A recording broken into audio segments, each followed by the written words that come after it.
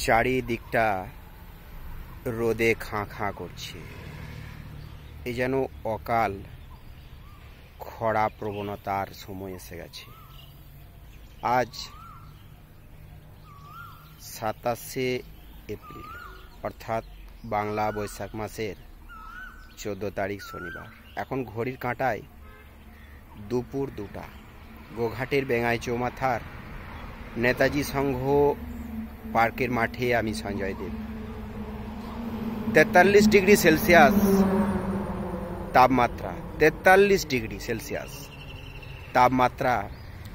চারদিকে শুধু ধূসর আর কড়া রৌদ্র, কাঠ ফাটা রৌদ্র। সবাই বাড়িতে থাকবেন, সাবধানে থাকবেন। আবহাওয়া দপ্তরের পরিসংখ্যান অনুযায়ী যে তথ্যটা আমাদের কাছে উঠে আসছে সেটা অতি ভয়ানক। জানা যাচ্ছে সর্বকালীন রেকর্ড ভেঙে পৃথিবীর বুকে তাপমাত্রা আসতে চলেছে। সত্যিই তাই। এমন গরম, এমন তাপপ্রবাহ আমরা আগে কখনো দেখিনি। পরিস্থিতি যেদিকে যাচ্ছে তাতে করে খুব ভয়ঙ্কর দিন আসতে চলেছে।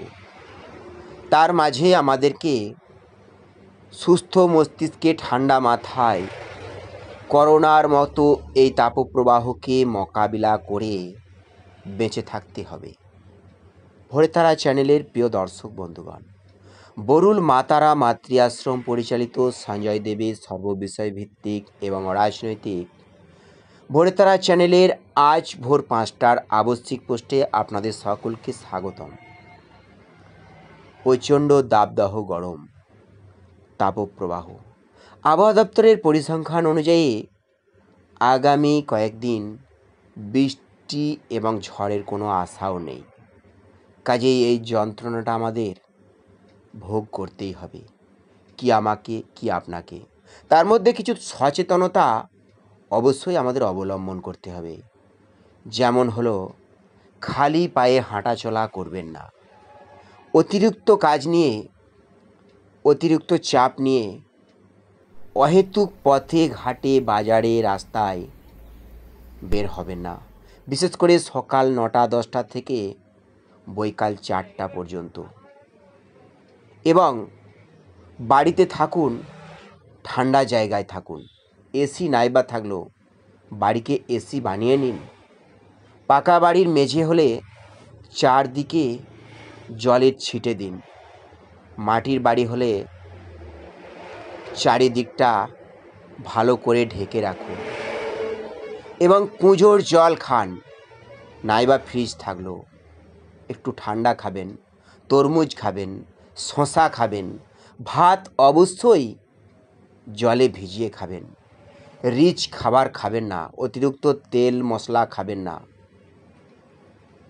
যখন খুব গরমে হাঁসফাঁস করবেন, কষ্ট হবে, তখন মাথায়, ঘাড়ে, বগলে ঠান্ডা জল দিন, কিংবা বগলে, ঘাড়ে বরফ দিন, কিন্তু অতিরিক্ত দিবেন না। আর গরম থেকে এসে খুব তাড়াতাড়ি ঠান্ডা জিনিস বা পানীয় জাতীয় ঠান্ডা জল, বরফ খাবেন না। এতে হিতকে বিপরীত হবে। শরীরটা আপনার, কাজে সুস্থ রাখার দায়িত্বও কিন্তু আপনার। সব কিছুর মধ্যে একটা সামঞ্জস্য আছে, কারণ প্রকৃতি আস্তে আস্তে, আপনারা বুঝতেই পারছেন, তার ভারসাম্যতা হারিয়ে ফেলছে। সূর্যের যত রশ্মি বোধহয় সবই পৃথিবীর দিকে ছুটে আসছে। একটি গাছ কাটলে 5টি গাছ লাগাতে হয়। আজকের দিনে আমরা কিন্তু সে ধর্মটা পালন করি না, কিন্তু আমরা অনেক কিছু করি।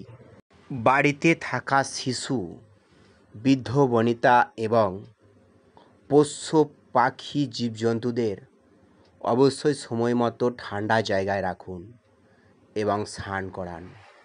খুব যত্ন সহকারে নিজেরাও থাকুন, কারণ তাপপ্রবাহকে মোকাবিলা করতে গেলে সচেতনতা ছাড়া আমাদের অন্য কোনো রাস্তা নেই। তবে হ্যাঁ, এই মুহূর্তে নাইবা পারলেন সামনের বর্ষায় অবশ্যই বাড়ির আশেপাশে আনাচে কানাচে গাছপালা লাগিয়ে সবুজ করে তুলুন। আপনিও ভালো থাকবেন, আমরাও ভালো থাকবো। নমস্কার।